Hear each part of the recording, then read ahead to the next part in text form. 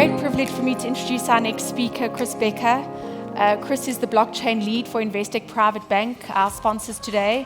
And personally, I have huge admiration for the work he's doing within the private bank.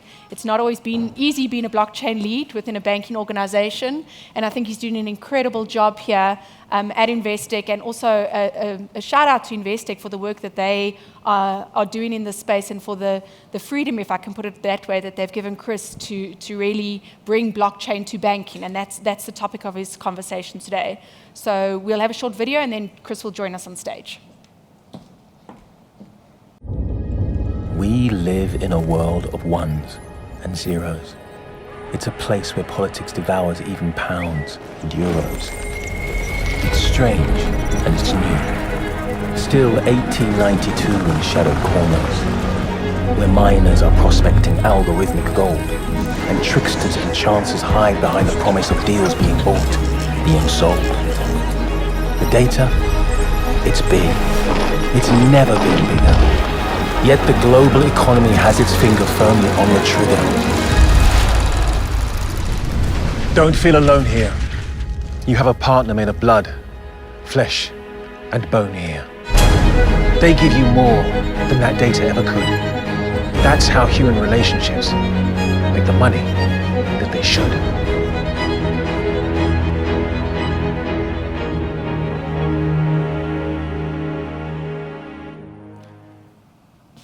If money is changing, who will you trust to see you through that change? Money has changed significantly in Southern Africa in the last few centuries, not only here, but also in the rest of the world.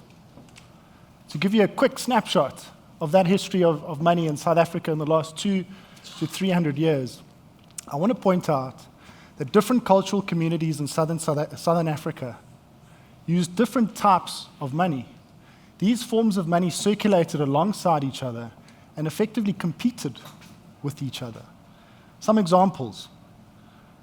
The Khoisan people used ostrich shell beads, both for decorative purposes, but when you broke this necklace up, you had these small artisanal ostrich shell beads that could also serve as a medium of exchange, store of value, and unit of account. The Zulu people, interestingly, used copper, assegai, spear tips as a form of money. The earliest form of banknotes in Southern Africa comes from the late 1700s. What you're looking at there is known as a Rix dollar. This was effectively a claim on silver. The underlying silver was the money. Before 1803, these Rix dollar banknotes couldn't be printed because the technologies didn't exist down here. Moving into the mid-1800s, gold became more prominent as money, not only in Southern Africa, but also around the world. In the mid-1800s, in the territory now known as South Africa, there were 30 private banks, 2 trading companies, and 1 mining company, all issuing their own private banknotes. They were known as pounds. But these pounds were a claim on underlying precious metal, physical gold money.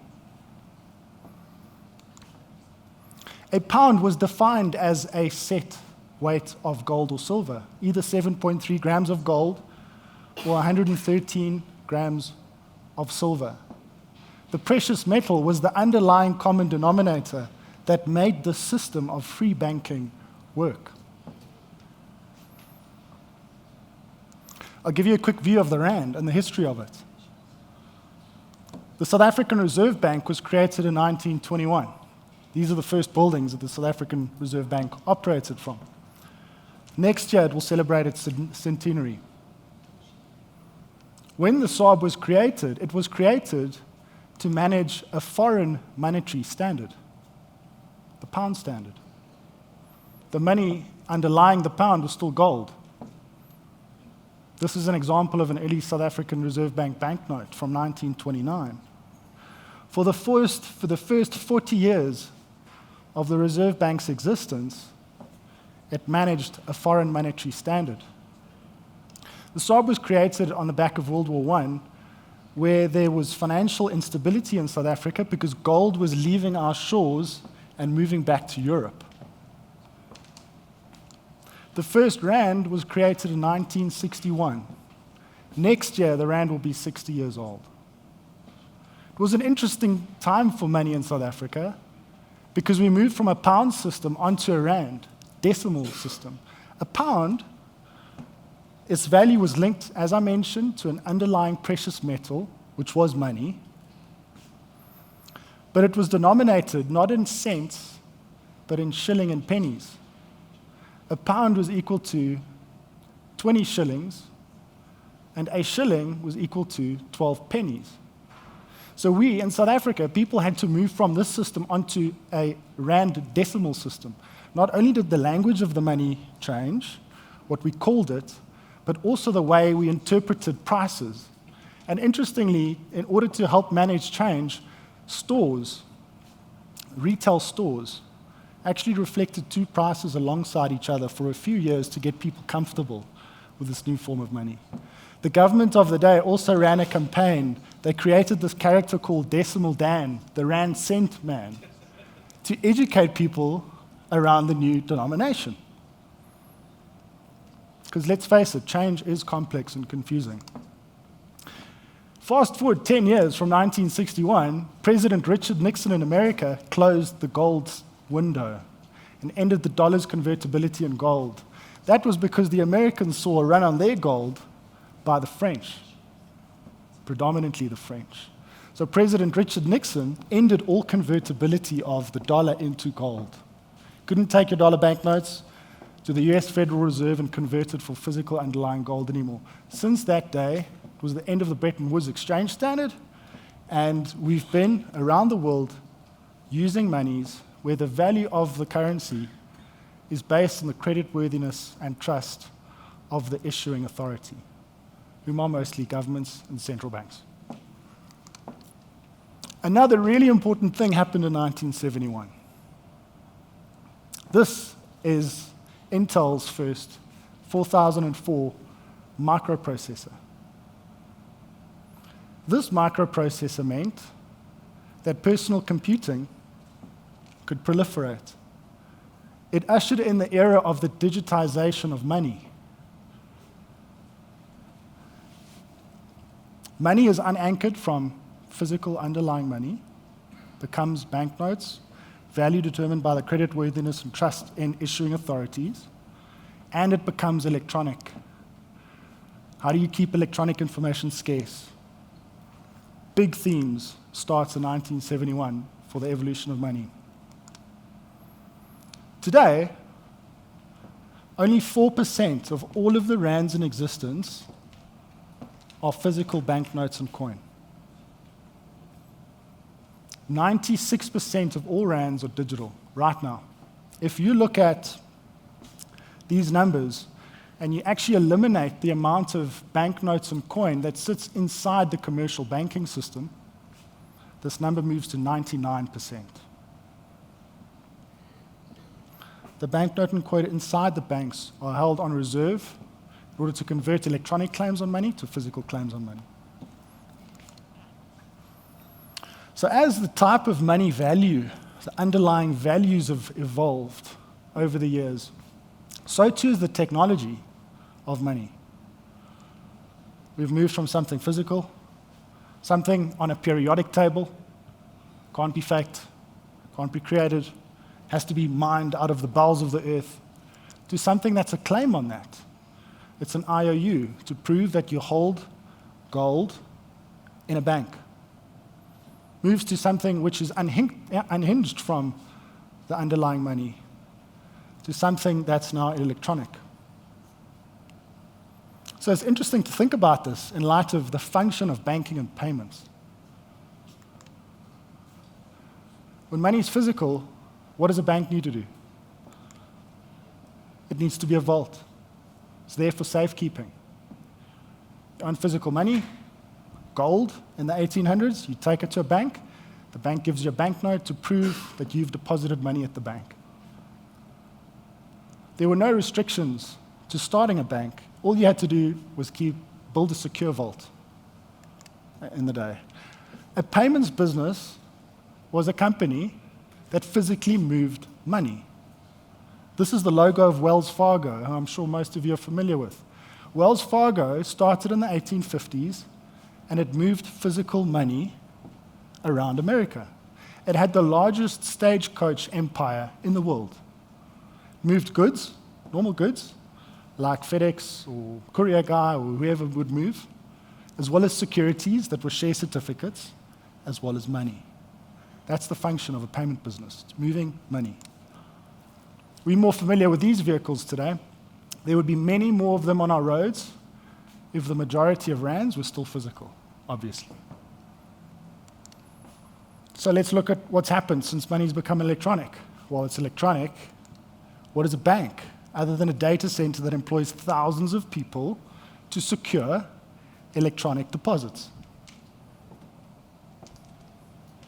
What is a payments company other than a business that moves packets of financial information?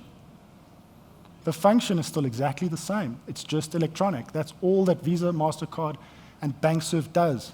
It moves messages between banks' data centers. And the devices we use to initiate these transactions have naturally evolved too.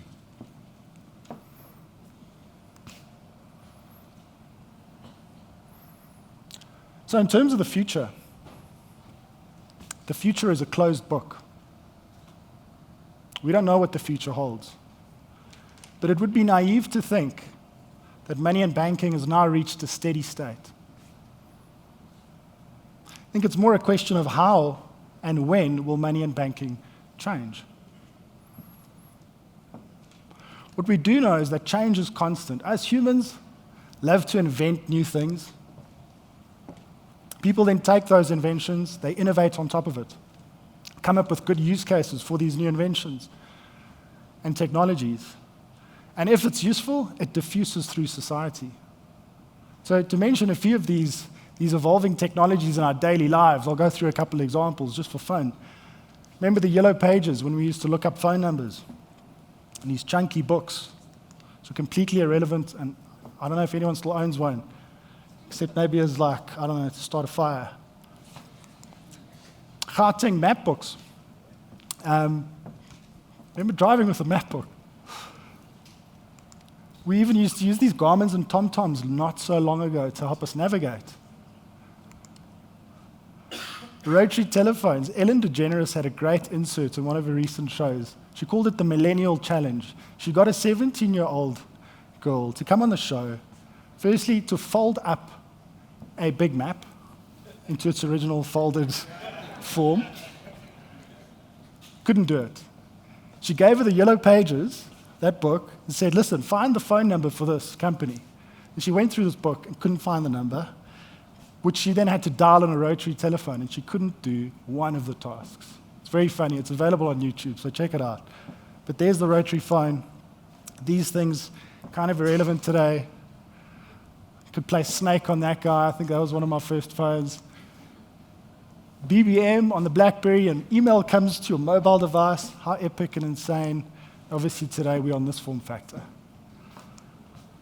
Mixtapes, CDs, first MP3 files come out. Where did you get these things? Where did you play them? You had to go to Pirate Bay and all these various places to get hold of this stuff. But today it's all available instantly on demand for a low subscription fee through something like Spotify. And you can take all of this information with you, no matter where you are. DVD players, and go to your local video store, rent a video, and then drive back 24 hours later to return your video. Today, mostly displaced and killed by Netflix. So change is constant, but it's also complex. It's awesome for the consumer to be able to evolve and change. Maybe not so much when it comes to your money and finances, but it is nice to the consumer. But to a company operating in the space, it causes a lot of stress, tension, and uncertainty. These are some of the jargon and phrases around blockchain technologies. Things like block headers and the blockchain and hashes and proof of work and proof of stake and Ethereum and Bitcoin and Lightning Network and wallets. public-private key pairs. Stuff's complicated. I want to give you a sense of what this complexity means, and give you a sense of how it might become abstracted away in the future by talking to the internet protocols. So when we use the internet today, this stuff we don't think about, but it's complex. There's various layers in the protocol stack that makes the internet work. And these are some examples. I'm referring to the protocols because there's things like the hypertext transfer protocol, the TCP/IP protocol, Ethernet drivers, the hardware layers to communicate, Wi-Fi networks, all this stuff. What we know as consumers is to come in on the front end, we leverage these protocols, we get routed through to a private data center where information then gets routed back through the protocols onto our device where we can do what we need to do. We have certain expectations around that. Here's where blockchain fits in. Think of it as a money protocol. Think of it as a storage layer that is now a native protocol to the internet technology stack, so to speak. So today, when you browse the internet, mostly you're downloading data off of private data centers, Facebook, a bank, wherever else you're browsing. What the blockchain brings is a stateful protocol that stores the state of information. So when we now come in, we don't have to necessarily rely on the databases of a Facebook or a bank to move value. I mentioned Facebook, they don't move value. Do you know what I mean? You also don't have to rely on their private data centers anymore, necessarily, if people build applications that leverage this public data store. There are some applications, and these are examples of things built on Ethereum, known as dApps. They leverage smart contracts, and they do all the things that Richard was talking about earlier around decentralized finance. You don't necessarily need that private data store anymore. It can now be done on blockchain. So here's what we think it could mean. Suddenly, you've got a money protocol for money and banking. Now, think of it like this. Let's say I'm a payments expert in South Africa. I want to move to America. I've got to become familiar with an entirely new clearing and settlement system. The way the central bank there works is different to here. The way the operators are different to here. The language that's going to be used is different to here. What a blockchain brings is something like a simple mail transfer protocol that no matter where it operates, it works in exactly the same way. So it brings a level of social scalability where the reliance of money and banking to work doesn't sit on local languages, customs, norms, and laws. It's got its own rule set, and it can scale efficiently across borders. It means this speaks to seamless global financial networks. You can start to think about things like the money over internet protocol, streaming money, and over-the-top financial services. So Netflix, for example, distributes its content over the top of internet protocols. You can start to think of blockchain creating the opportunity for financial services company to offer services over these internet protocols. You can think of network effects, internet-esque network effects for money and banking, where you have banks not of millions of customers, but potentially of billions of customers. You have internet-native programmability. So again, coming back to the theme of decentralized finance, those things that Richard spoke about, if a banker would trigger risk alerts like crazy, but it basically means that anyone now can go and deploy and build financial services products without having to go through the governance forums of banks. Liberating, but also risky. So open innovation can take place. Anyone around the world who understands this language can develop and deploy and distribute financial services products now. And it's internet open. Always open, no matter where you are, all you need is a connection. So these are complex times for which we believe people will need an out-of-the-ordinary partner who can leverage its skills, heritage, and tradition of traditional money and banking in order to make the transition into a potential new world of money and banking less risky, more reliable, and to help clients do it more seamlessly. The blockchain team at Investec has been working on these technologies full-time for the last 3 years. We've leveraged the internal skills and all of the various functions inside Investec Private Banking, from compliance to legal to IT to digital to the cryptography team. We've experimented with smart contracts. We've interacted with DeFi. We've used hardware wallets. We've been on exchanges. We've created tokens. We've owned non-fungibles. We've done pretty much all you can do. We've run our own Lightning Network nodes. I mean, we can kind of carry on. But what we've tried to do is to compare this and integrate this into the knowledge and skills inherent in Investec Private Banking to find a use case for this technology.